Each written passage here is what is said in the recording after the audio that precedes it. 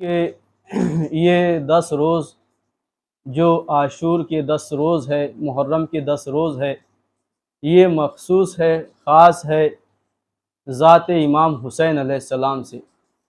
لہٰذا میں یہ سمجھتا ہوں کہ کم سے کم اس 10 دن زیادہ سے زیادہ عظمت امام حسین علیہ السلام، فضیلت امام حسین علیہ السلام اور واقعات کربلا کو بیان کیا جائے۔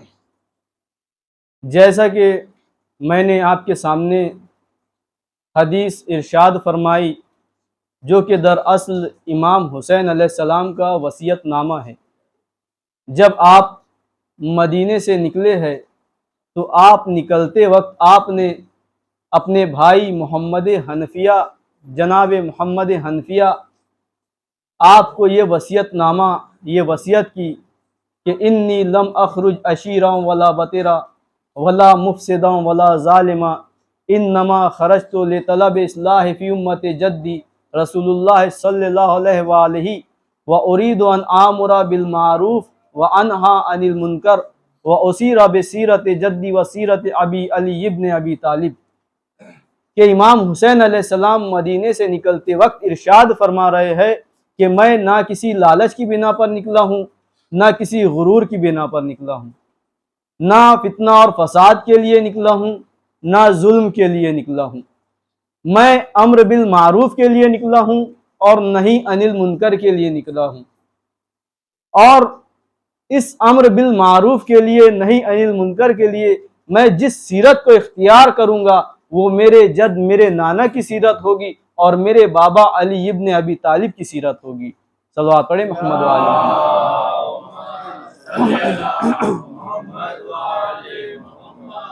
عزیزان گرامی، مقصد امام حسین علیہ السلام کو جاننے سے پہلے عظمت امام حسین علیہ السلام کو پہچاننا ضروری ہے، اس لیے کہ جب جس شخصیت کی عظمت واضح ہوتی ہے تو اس کا مقصد بھی اتنا واضح ہو جاتا ہے کہ کون سی ذات ہے، وہ کون شخصیت ہے کہ جس کے مقصد کے بارے میں بات ہو رہی ہے۔ اس لیے کہ شخصیت جتنی معتبر ہوگی اس کا مقصد بھی اتنا معتبر ہوگا، شخصیت جتنی بلند ہوگی اس کا مقصد بھی اتنا بلند ہوگا، شخصیت کا جتنا معیار ہوگا اس کے مقصد کا بھی اتنا معیار ہوگا۔ اس لیے ہم پہلے جانیں کہ یہ امام حسین علیہ السلام کون ہیں، ان کی فضیلتیں کیا ہیں، ان کی عظمتیں کیا ہیں، ان کی بلندیاں کیا ہیں۔ یہ وہ حسین علیہ السلام ہیں کہ جن کے بارے میں پیغمبر اکرم ارشاد فرما رہے ہیں حسین منی وانا من الحسین، حسین میرا مجھ سے ہے اور میں حسین سے ہوں۔ کل کی مجلس میں حسین منی وانا من الحسین کے بارے میں ذکر ہوا کہ حسین منی وانا من الحسین، حسین مجھ سے اور میں حسین سے۔ یہ کیسے، کس طرح سے؟ آج ہم دیکھتے ہیں کہ عظمت امام حسین علیہ السلام کب سے ہے، کیسے ہے۔ عزیزان گرامی، جس دن ولادت امام حسین علیہ السلام ہوئی ہے اسی دن سے دنیا میں عظمت امام حسین علیہ السلام واضح ہو جاتی ہے۔ جب ولادت امام حسین علیہ السلام ہوئی تو خداوند عالم نے فرشتوں کو حکم دیا کہ خانہ رسول میں جاؤ اور جا کر حسین کی ولادت کی مبارک تنہا نہ جانا بلکہ 1000 فرشتوں کو ساتھ لے کر جانا۔ آج کی اس تمہیدی گفتگو میں عظمت امام حسین علیہ السلام کو بیان کرنا ہے کہ خداوند عالم حکم دے رہا ہے، ابھی امام حسین علیہ السلام کی ولادت ہوئی ہے اور خداوند عالم حکم دے رہا ہے کہ اے جبرائیل، رسول کے گھر جانا اور انہیں ان کے نواسے کی ولادت کی مبارکباد پیش کرنا اور تنہا نہ جانا، 1000 فرشتوں کے ساتھ جانا۔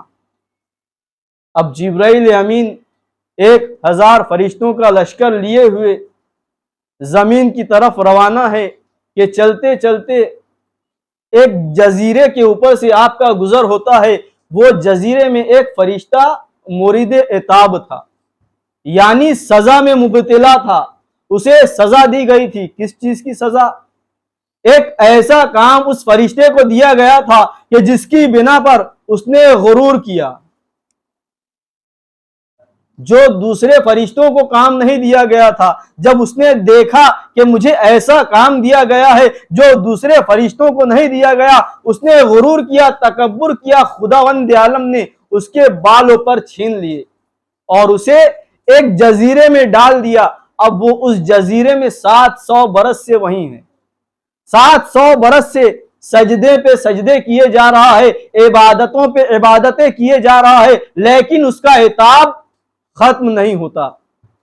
اب جب جبرائیل امین کا وہاں سے گزر ہوتا ہے، اس فرشتے کی نظر جبرائیل امین پر پڑتی ہے۔ کیا دیکھا؟ فرشتوں کا بادشاہ، فرشتوں کا سردار جا رہا ہے، آواز دیتا ہے، اے جبرائیل، اے جبرائیل کہاں جا رہے ہو؟ جبرائیل امین لشکر کے ساتھ اس کے پاس آتے ہیں، کہتے ہیں کیا تمہیں خبر نہیں ہے کہ رسول کی بیٹی کی ہاں ایک بیٹا ہوا ہے، ہم اسی کی مبارکباد پیش کرنے جا رہے ہیں۔ اب وہ فرشتہ جب یہ سنتا ہے تو کہتا ہے کہ اے جبرائیل، کیا یہ ممکن ہے کہ آپ مجھے بھی اپنے ساتھ لے لیں؟ تو جبرائیل امین کہتے ہیں کیا بات ہے، تم وہاں کیوں جانا چاہتے ہو؟ تو وہ فرشتہ کہتا ہے میں مورد عتاب ہوں، مجھے سزا دی گئی ہے، میرے سے ایک ترک اولا ہو گیا تھا، مجھے سزا دی گئی ہے اور میں یہاں 700 برس سے عبادتوں پہ عبادتیں کیے جا رہا ہوں، سجدوں پہ سجدے کیے جا رہا ہوں، لیکن میرا عتاب ختم نہیں ہوتا ہے۔ مجھے اپنے ساتھ لے چلو، تم رحمت للعالمین کی خدمت میں جا رہے ہو، وہ رسول جو تمام عالم کے لیے رحمت ہے، تمام عالمین کے لیے رحمت ہے، زمین کے لیے رحمت ہے، آسمان کے لیے رحمت ہے، چاند کے لیے رحمت ہے، سورج کے لیے رحمت ہے، درختوں کے لیے رحمت ہے، انسانوں کے لیے رحمت ہے، حیوانوں کے لیے رحمت ہے، تمام مخلوقات کے لیے رحمت ہے۔ ہو سکتا ہے اس رحمت للعالمین کے صدقے میں میری یہ سزا ختم ہو جائے۔ اب یہ جبرائیل امین ہے، بغیر حکم خدا کے کسی کام کو انجام نہیں دیتے۔ ہو سکتا ہے مصلحت پروردگار یہی رہی ہو کہ جب عظمت حسین بتانی ہوگی، جب حسین کی ولادت ہوگی، اس وقت تجھے یہاں سے رہائی ملے گی۔ اس لیے کہ فرشتہ بغیر حکم خدا کے کسی کام کو انجام نہیں دیتا۔ اب جبرائیل امین اس فرشتے کو اپنے دوش پر سوار کیے ہوئے لے کر چلتے ہیں، خدمت رسول میں آتے ہیں، سلام عرض کرتے ہیں، یہ پیغمبر اکرم ہے، یہ علم غیب کے مالک ہے، سب جانتے ہیں، اس کے باوجود پوچھتے ہیں اے جبرائیل یہ کون ہے؟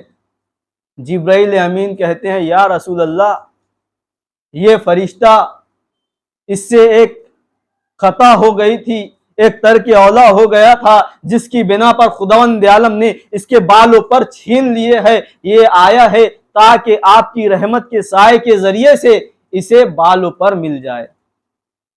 اب دیکھیے پیغمبر خدا ہے، چاہتے تو وہیں اسے شفا عنایت فرما دیتے، اسے شفا حاصل ہو جاتی، اسے بالوں پر مل جاتے، لیکن پیغمبر اکرم کہتے ہیں اے جبرائیل آج تم کس کے لیے آئے ہو؟ کیا آج تم میرے لیے آئے ہو؟ کیا کوئی وحی لے کر آئے ہو؟ عزیزان گرامی، یہ واقعہ شیخ صدوق کی اعمالی میں ذکر ہے کہ جس کے الفاظ میں آپ کے سامنے مفہوم بیان کر رہا ہوں کہ پیغمبر اکرم کہہ رہے ہیں کیا تم میرے لیے آئے ہو؟ جبرائیل کہتے ہیں نہیں، میں تو حسین کے لیے آیا ہوں، حسین کی ولادت کی مبارکباد پیش کرنے آیا ہوں۔ تو پیغمبر کہتے ہیں جس کے لیے آئے ہو اسی کے پاس چلے جاؤ۔ تو جبرائیل امین کہتے ہیں یا رسول اللہ مجھے کرنا کیا ہوگا؟ تو پیغمبر اکرم کہتے ہیں اس فرشتے کے جسم کو حسین کے جسم سے یا حسین کے جھولے سے مس کر دو، اسے شفا حاصل ہو جائے گی۔ اب جبرائیل امین اس فرشتے کو حسین کے جسم سے مس کرتے ہیں اور اس کے بالوں پر لوٹ آتے ہیں۔ صلوات پڑھیں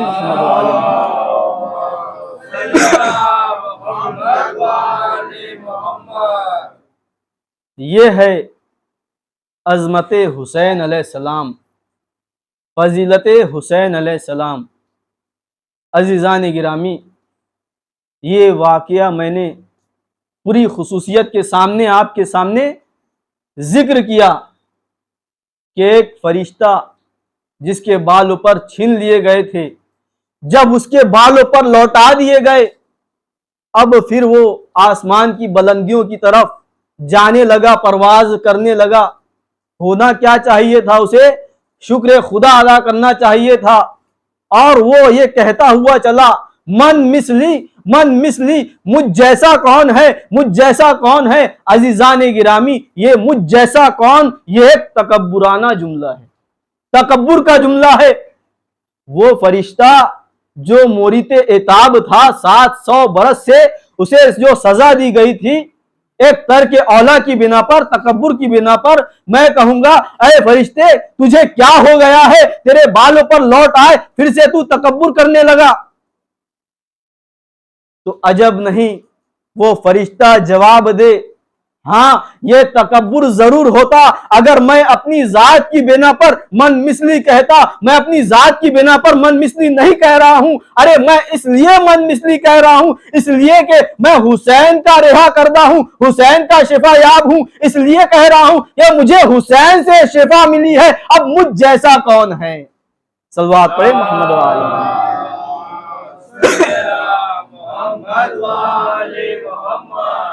تو عزیزان گرامی، یہ ہے ذات حسین علیہ السلام۔ جب ہم نے روایتوں کو دیکھا تو بے عینہ ہی ایسے دو فرشتے نظر آئے، دو نام نظر آئے، جو ایک نام بہت مشہور ہے فرشتے کا، ایک ہے سلسائل، اور صلوات پڑھیں محمد وآل محمد۔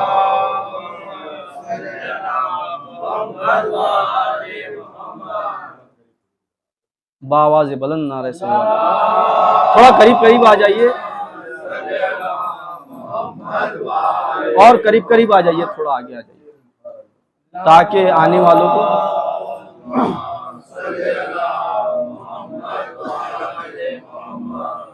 جب روایتوں کو دیکھا تو دو نام نظر آئے فرشتوں کے۔ ایک فرشتہ جو بہت مشہور ہے وہ ہے فطرس، جس کے بارے میں جس سے یہ واقعہ نقل کیا جاتا ہے، نسب کیا جاتا ہے، اور روایتوں میں دوسرا نام بھی ملا فرشتے کا، سلسائل۔ ایک فرشتہ ہے سلسائل اور ایک ہے فطرس۔ اب جب ہم نے یہ روایت پڑھی تو ایسا لگا کہ ہو سکتا ہے ایک ہی فرشتے کے دو نام ہو، جیسے عام طور پر ہم انسانوں میں بھی ایک شخص کے دو نام ہوتے ہیں، مثلا مجھے محمد بھی کہا جاتا ہے، حسن بھی کہا جاتا ہے، تو ہم نے سوچا کہ ہو سکتا ہے ایک ہی فرشتہ ہو، اس کے دو نام ہوں گے۔ لیکن جب روایتوں کو دیکھا گیا تو جہاں جو فرشتہ جسم سے مس ہوا تھا اس کا نام الگ تھا، اور جو جھولے سے مس ہوا تھا اس کا نام الگ تھا، تو معلوم ہوا حسین علیہ السلام وہ ہے کہ جن کا صرف جسم ہی نہیں بلکہ جو چیز ان سے منسوب ہو جائے اس میں بھی کمالات پیدا ہو جاتے ہیں۔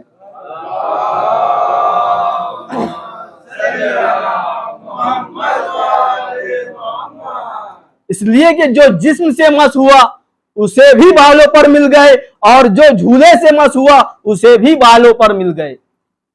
اب یہ نہ کہنا ہم تعزیے سے مس کیوں ہوتے ہیں، زری سے مس کیوں ہوتے ہیں۔ عزیزان گرامی، وہ چیز جو حسین سے منسوب ہو جائے اس میں خود بخود کمالات پیدا ہو جاتے ہیں، اس پہ اعتراض نہ کیجئے۔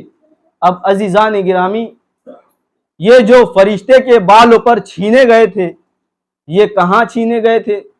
فرشتے کہاں رہتے ہیں؟ آسمانوں پر رہتے ہیں، تو جہاں کا معاملہ ہوتا ہے وہ وہیں حل ہوتا ہے۔ مثلا ایک واقعہ کوئی امریکہ میں ہوا ہو تو وہ وہیں حل ہوگا، اور ایک واقعہ جو ہندوستان میں ہوا ہو وہ ہندوستان میں حل کیا جائے گا۔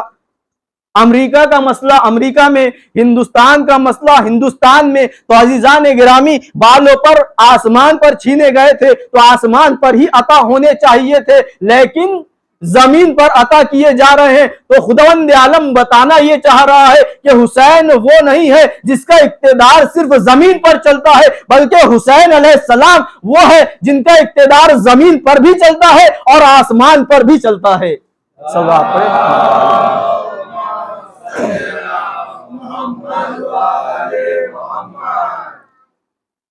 یہ ہے حسین علیہ السلام کی فضیلتیں، حسین علیہ السلام کی بلندیاں، یعنی فرشتے کے بال پر آسمان پر چھینے گئے تھے اور اسے عطا ہو رہے ہیں زمین پر۔ اور صرف ایک فرشتہ نہیں، 2 فرشتوں کو شفا ملی، تو معلوم ہوا حسین علیہ السلام کسی ذات سے مخصوص نہیں ہے کہ صرف ایک ہی ذات کو فائدہ پہنچائے، نہیں، جو ان کے در پر عقیدت کے ساتھ آ جائے انہیں کامیابی ملتی ہے، انہیں شفا بھی ملتی ہے، سلامتی بھی ملتی ہے۔ یہ ہے عظمت حسین علیہ السلام۔ اس لیے کہا حسین منی وانا من الحسین، حسین مجھ سے ہے اور میں حسین سے ہوں۔ تو جتنی بلند شخصیت ہوتی ہے اتنا ہی بلند اس کا مرتبہ بھی ہوتا ہے۔ ہاں عزیزان گرامی، جیسا اخلاق پیغمبر اکرم کا ہے ویسا ہی اخلاق امام حسین علیہ السلام کا بھی ہے۔ پیغمبر اکرم کے بارے میں ذکر ہوتا ہے، پیغمبر اکرم ارشاد فرماتے ہیں انی بعثت لأتمم مکارم الاخلاق، کہ میں مبعوث کیا گیا ہوں تاکہ مکارم اخلاق کو مکمل کروں۔ تو عزیزان گرامی، پیغمبر اکرم کی بعثت کا مقصد ہے مکارم اخلاق کو مکمل کرنا۔ ایک ہے مکارم اخلاق یعنی انسان اپنے اندرونی صفات کو صحیح کرے، اچھا کرے، اچھی چیزوں کو اپنائے، اور ایک ہے محاسن اخلاق یعنی جو اس کی ظاہری خوبیاں ہیں، ظاہری رکھ رکھاؤ ہے، اسے اچھا کرے، یعنی لوگوں سے اچھی باتیں بولنا، لوگوں سے اچھی طرح سے ملنا، اسے محاسن اخلاق کہا جاتا ہے۔ اب ہم اخلاق امام حسین علیہ السلام پر بھی نظر ڈالیں کہ یہ جو روحانیت ان کے اندر پائی جاتی ہے یہ جسمی طور پر بھی ہو بہو رسول اللہ کی طرح ہے یا نہیں۔ ایک مرتبہ امام حسین علیہ السلام راستے سے گزر رہے تھے، چند فقیر راستے میں بیٹھے تھے، روٹیاں کھا رہے تھے۔ امام حسین علیہ السلام پر نظر پڑی، سلام کیا اور دعوت دی کہ آقا آپ ہمارے ساتھ غذا تناول فرمائیں۔ امام حسین علیہ السلام کو حکم قرآن یاد ہے کہ اللہ متکبر لوگوں کو دوست نہیں رکھتا۔ فقیروں نے آواز دی ہے، فقیروں کے ساتھ بیٹھ گئے اور فقیروں کے ساتھ کھانا بھی کھایا۔ اب جب کھانا کھا چکے تو ایک اور حکم قرآن یاد آ گیا۔ دیکھیے اخلاق امام حسین علیہ السلام، هل جزاء الاحسان الا الاحسان، کہ احسان کا بدلہ احسان کے ذریعے سے ہی ہوتا ہے۔ اب امام حسین علیہ السلام نے انہیں مدعو کیا کہ میں نے تمہارا کھانا تو کھا لیا، اب میں تم لوگوں کا مدعو کر رہا ہوں کہ تم میرے گھر تشریف لے چلو۔ امام حسین علیہ السلام ان لوگوں کو اپنے گھر لاتے ہیں، بہترین کھانا کھلاتے ہیں اور اپنے غلاموں سے کہتے ہیں کہ انہیں گھر میں جو کچھ بھی ہے انہیں عنایت فرماؤ، انہیں ہدیے اور تحفے عنایت فرماؤ، اس لیے کہ یہ دین اسلام کی تعلیم ہے، یہ دین اسلام ہے۔ یہ دین اسلام جب الفاظ میں اتنا محتاط ہے کہ جب انسان کسی کو سلام کرے تو سلام میں بھی اسلام چاہتا ہے کہ بہترین طریقے سے جواب دیا جائے، یعنی اگر کوئی تمہیں سلام کہے تو اس کا بہترین طریقے سے جواب دو۔ اگر کوئی سلام کہے سلام علیکم تو آپ کہو وعلیکم السلام ورحمۃ اللہ وبرکاتہ، یعنی اس سے بڑھا کر جملہ کہو تو جو لفظوں میں اتنا محتاط ہے تو وہ ہدیے میں کتنا محتاط ہوگا۔ یعنی اگر کوئی تمہیں ہدیہ اور تحفہ پیش کرے تو تم اسے بہترین ذریعے سے بہترین تحفہ اور ہدیہ عنایت کرو۔ صلوات پڑھیں محمد و آل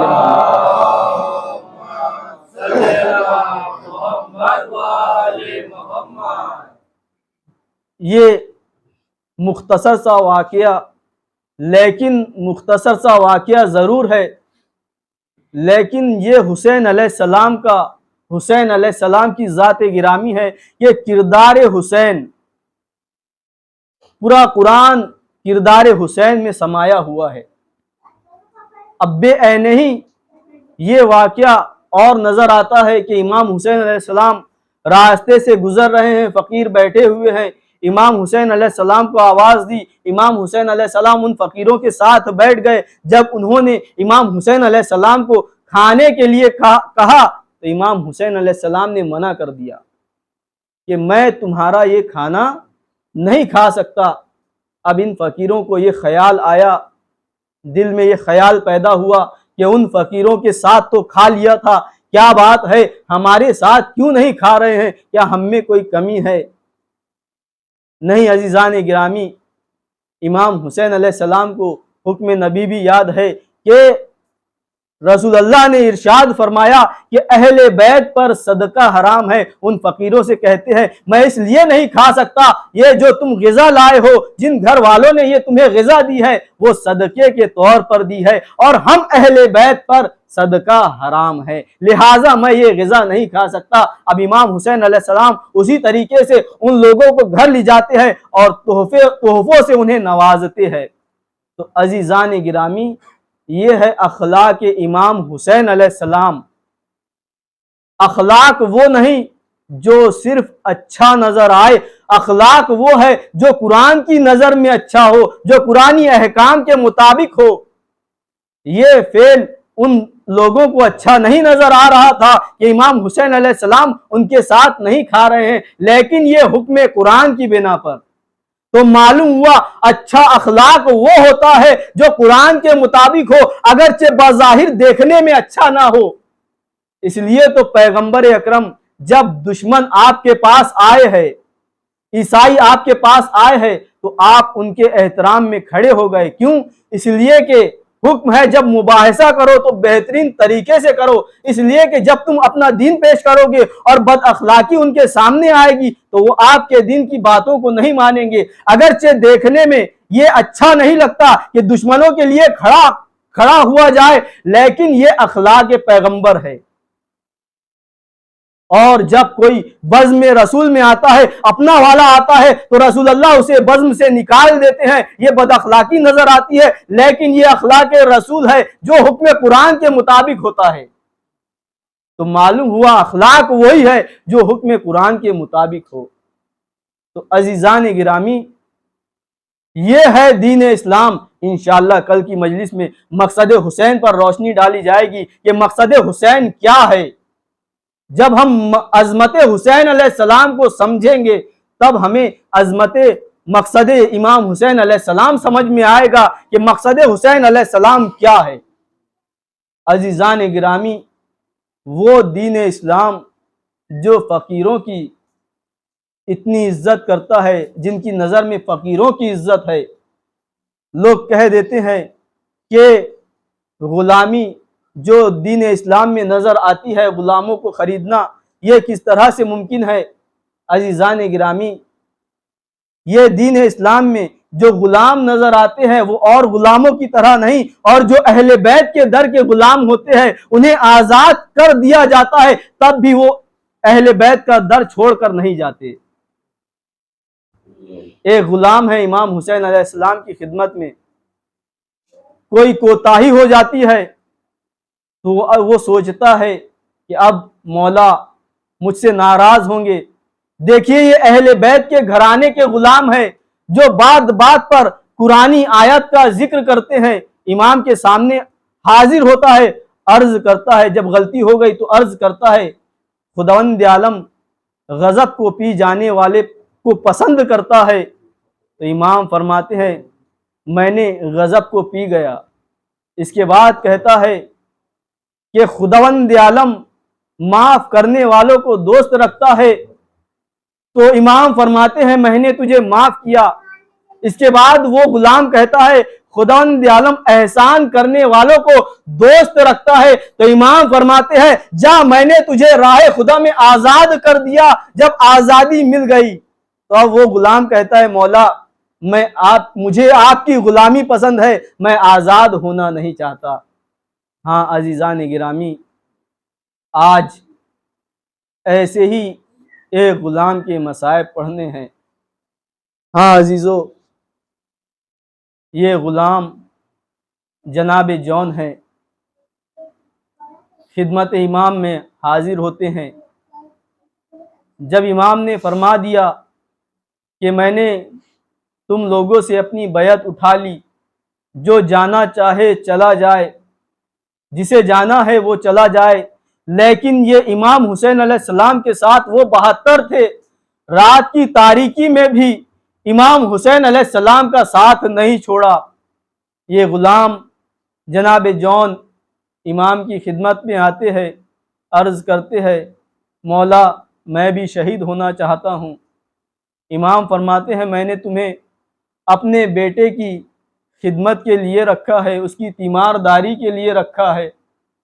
ہاں عزادارو، جناب جون ہیں، اجازت طلب کر رہے ہیں، لیکن امام فرماتے ہیں میں تمہیں کیسے اجازت دے دوں؟ ارے میں نے تمہیں اپنے بیمار بیٹے کی تیمارداری کے لیے رکھا ہے، اس کی خدمت کے لیے رکھا ہے، لیکن ہاں اگر خود میرا بیٹا تمہیں اجازت دے دے تو پھر میں تمہیں نہیں روکوں گا۔ ہاں عزاداران مظلوم کربلا، جناب جون امام کے خیمے کے قریب آتے ہیں اور آواز دیتے ہیں مولا آقا جناب زین العابدین بیمار ہے۔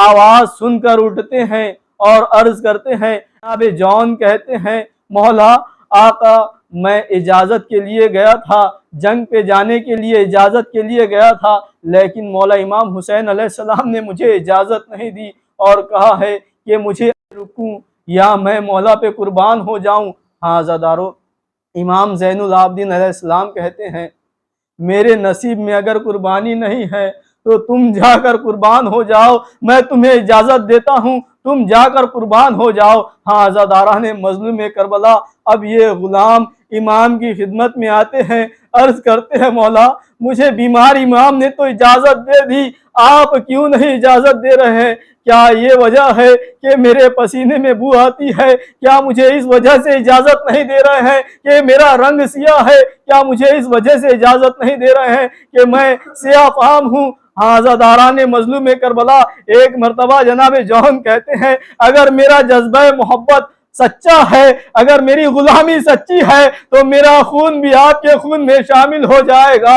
عزاداران مظلوم کربلا، جناب جون کو اجازت ملتی ہے، ارے مقتل میں آتے ہیں، جنگ کرتے ہیں، جہاد کرتے ہیں۔ ایک مرتبہ جب گھوڑے سے زمین پر تشریف لاتے ہیں، آواز دیتے ہیں آقا آقا مدد کیجئے۔ ہاں عزادارو، یہ آپ کے ذہن میں رہے کہ غلاموں نے پہلے قربانی دی ہے، ابھی عباس و علی اکبر موجود ہے، قاسم موجود ہے، بنی ہاشم کے جوان موجود ہے، لیکن غلاموں کی غلام نوازی دیکھیے کہ خود حسین علیہ السلام ہے، چاہتے تو عباس کو بھیج دیتے، چاہتے تو علی اکبر کو بھیج دیتے، جاؤ میرا غلام جون شہید ہو گیا ہے اسے لے آؤ، لیکن غلام کو غلام نوازی دیکھیے کہ امام حسین علیہ السلام خود جون کے پاس آتے ہیں اور جون کے سر کو اپنے زانو پر رکھتے ہیں اور جون کے لاش کو خود مولا امام حسین علیہ السلام اٹھاتے ہیں۔